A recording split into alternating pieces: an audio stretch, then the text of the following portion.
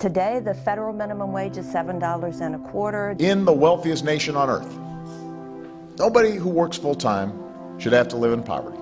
Because Congress has failed to consistently increase it, it hasn't kept up with inflation, it hasn't kept up with wage growth. Many of them have children that they're supporting. These are Americans who work full-time, often to support a family, and if the minimum wage had kept pace with our economic productivity, they'd already be getting paid well over $10 an hour. And workers who earn the minimum wage or who earn just above the minimum wage have been falling farther and farther behind as a result. These workers need 15 and they need it now. So that hard work and responsibility is rewarded in this country.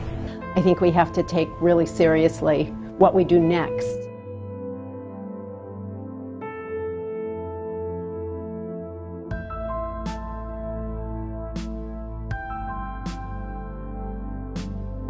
Raising the minimum wage is a pressing issue that affects all Americans.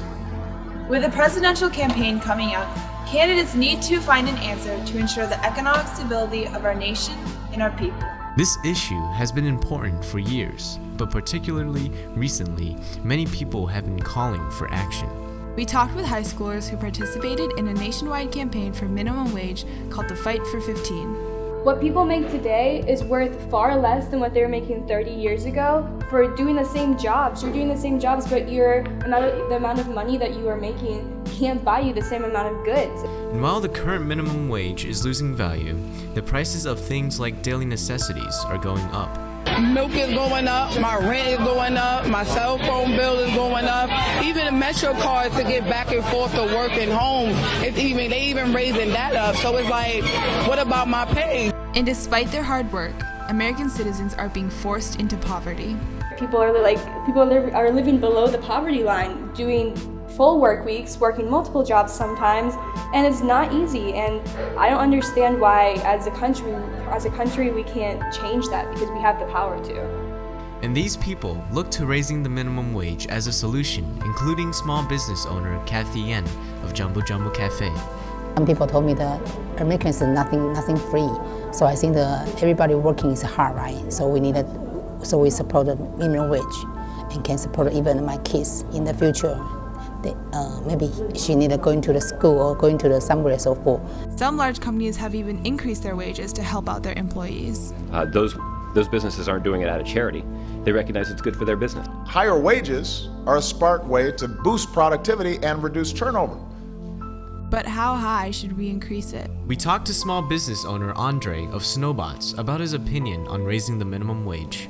To an extent, yes. I do believe that people should be paid on the performance that they do for each company. It has to justify the increase.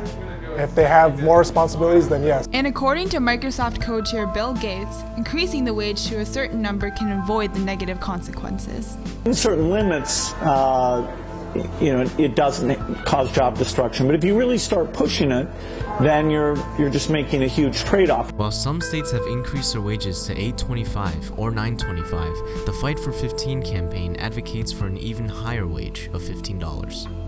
Workers came up with a $15 demand because that's what they need in order to get food, clothing, and shelter and just be able to survive. There's no city in America where you can live on less than $15 an hour. But other people have different opinions, like former Governor of Maryland, Robert Ehrlich. If you ask me and many Republicans and many business people, we would say no.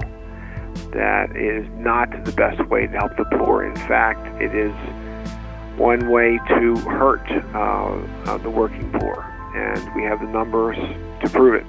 If you are worth $9 to an employer and the minimum wage is $12, you are not going to be hired. Raising the wage threatens to worsen workers' situations by putting them out of their jobs. I agree, the cost of living is too high. There's a lot of people who are in a difficult spot. But the solution to that is not to put them out of a job. The solution to that is to get rid of these cost drivers that are forcing them to pay more to buy a car or to rent an apartment in the first place. The true minimum wage is always $0 an hour. The company doesn't have to hire you. Some small businesses would not be able to compensate for the increased wages and have to fire workers.